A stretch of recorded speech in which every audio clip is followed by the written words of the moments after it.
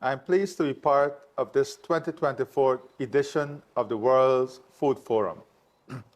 This year we convene under the theme, and I quote, "Good food for all, for today and tomorrow." This year's theme words carry a profound sense of urgency. Today, threats to global food security loom large, driven by the relentless impacts of climate change, ongoing conflicts, and deepening inequalities. This year's World Food Forum is not merely an opportunity to discuss these challenges. It is a call to action to ensure that every individual has access to safe, nutritious, and sustainable food now and in the future.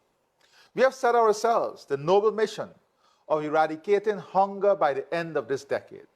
However, hunger is not simply about scarcity. It is about the system we build or fail to build to ensure equity and access to food for all. We are already in a global food crisis, with over 700 people going to bed hungry each night. A grim reminder of our failure to address one of humanity's most basic needs. Even more alarming, nearly 3 billion people lack access to healthy, nutritious diets, resulting in widespread malnutrition, preventable diseases, and stunted development. This crisis is not a distant threat. It is a harsh reality unfolding now. Exacerbated by climate change, conflict, and economic inequalities, if we cannot reverse this trend, the devastating human costs will only continue to grow, condemning millions to hunger, illness, and premature death. This is a crisis that we can and must address together. It would be an indictment against all of us if we fail to do so. I'm particularly concerned about the millions of innocent people in conflict zones without access to basic nourishment. They suffer not only from the trauma of conflict, but also from the consequential deprivation of basic access for food and water. Guyana stands with the global community in the quest to build more climate-resilient food ecosystems.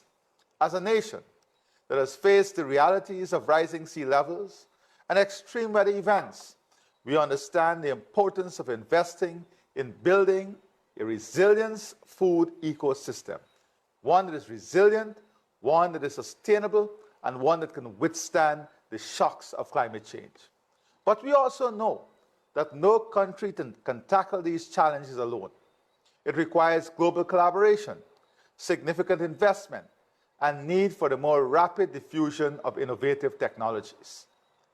Guyana is transforming its agricultural sector by embracing sustainable practices and modern technologies.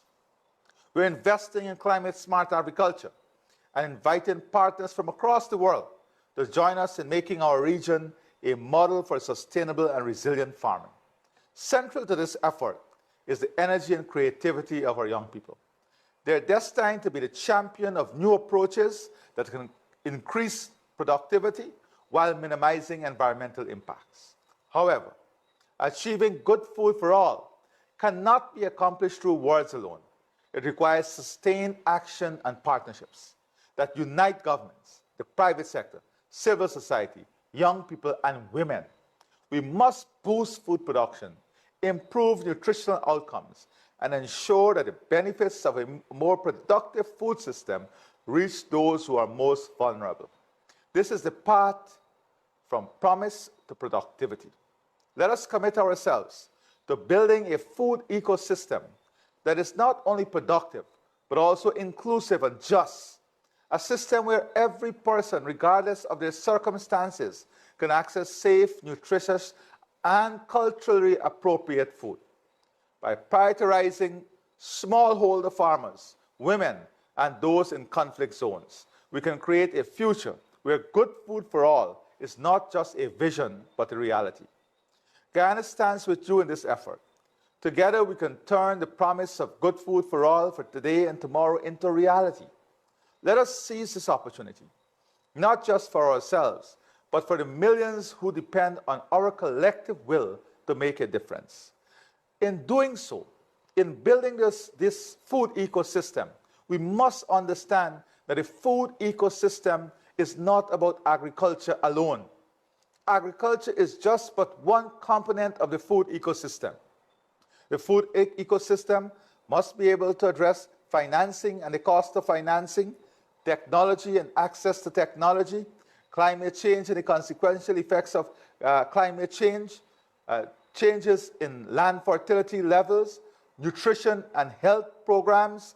All of these, trade and trade barriers, all of these are components of the food ecosystem that we must address in a comprehensive and holistic way if we are to ensure that our food system is delivering safe, reliable, nutritious food to the people of this world and the people of our countries. In Guyana, too, we have embarked on a strategic plan to ensure that by the time we get to 2030, at least 35% of all our farms, all our agro-businesses must be owned by women, and more than 50% must be owned by women and young people. This is important if we are to build sustainable, resilient agro-businesses. We have to ensure that women and young people are central to the development.